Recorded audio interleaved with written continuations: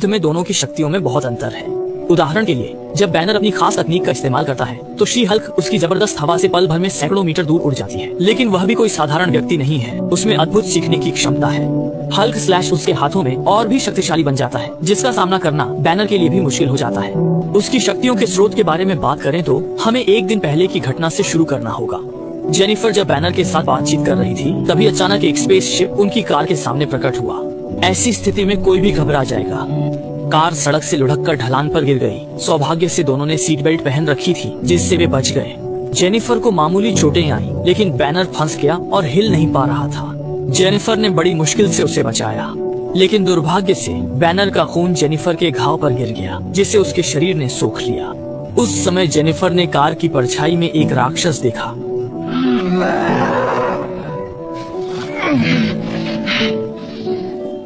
वह घबराकर जंगल में भाग गई। जब वह फिर से जागी, तब तक रात गहरी हो चुकी थी।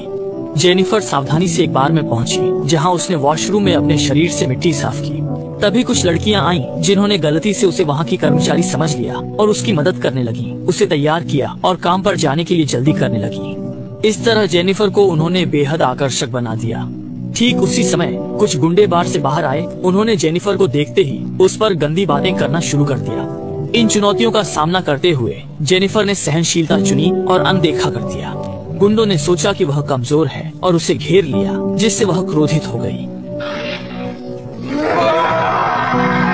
तभी एक छाया ने उसे बेहोश कर दिया। अगले दिन जब वह जागी तो खुद को बैनर के गुप्त ठिकाने में पाया।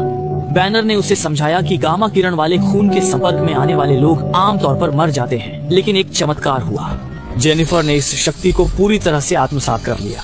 यहाँ तक कि बैनर ने जेनिफर के खून का इस्तेमाल करके अपनी स्लैश से क्षतिग्रस्त बाहों को ठीक किया। हालांकि जेनिफर ने कहा कि वह हल्क नहीं बनना चाहती और चाहती है कि बैनर उसे सामान्य बनने में मदद करे, लेकिन सामान्य होने की संभावना लगभग शून्य है। एकमात्र उम्मीद रूपांतरण को नियंत्रित करना सीखना है। इसलिए बैनर ने अपने 10 साल से अधिक के रूपांतरण के अनुभव का उपयोग करके जेनिफर को प्रशिक्षित करना शुरू किया। सबसे पहले उन्होंने भावनात्मक नियंत्रण का परीक्षण करने के लिए चोट का उपयोग किया। बैनर ने जेनिफर को स्टार्ट बटन दबाने का इशारा किया। एक विशाल कटिंग मशीन तेजी से उसकी ओर आई, जो उसे लगभग 2 टुकड़ों में काट सकती थी। यह स्पष्ट रूप से एक घातक परीक्षण था। जैसे ही कटिंग मशीन जेनिफर को काटने ही वाली थी, एक जोड़ी हरे विशाल हाथों ने मशीन को दूर धकेल दिया। रूपांतरण के बाद वह बेहद आक्रामक हो गई, यहाँ तक कि उसने लोहे का दरवाजा भी फेंक दिया। बैनर ने तुरंत उसके भावों को शांत करने की कोशिश की, लेकिन हैरानी की बात यह थी कि जेनिफर एक सामान्य इंसान की तरह सामान्य हो गई, जिससे बैनर चकित रह गया। शुरू में वह हल्क के दूसरे व्यक्तित्व से बहुत परेशान था। जेनिफर ने बैनर से पूछा कि उसकी पैंट कभी नहीं फटती। एक्सपेंडेक्स आपका सबसे अच्छा दोस्त है।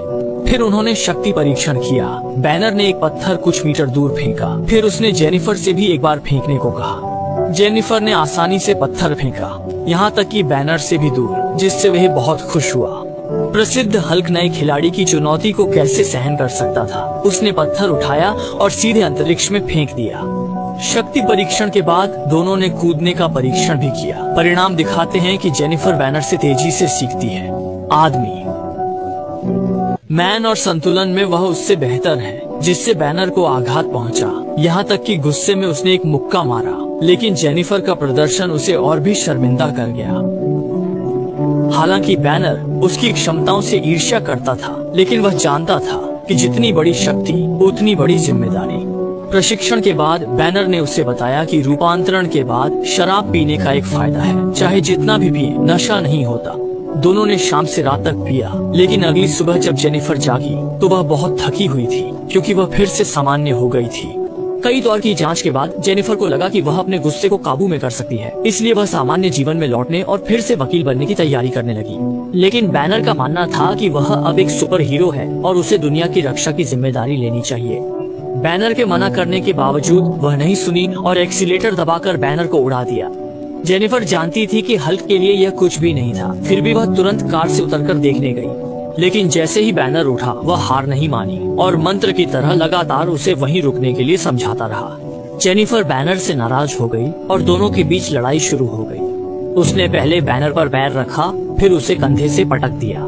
बैनर ने सोचा कि चचेरी बहन को एक सबक सिखाना चाहिए, लेकिन जेनिफर का हमला और भी आक्रामक था। बैनर भी जवाब नहीं दे पा रहा था।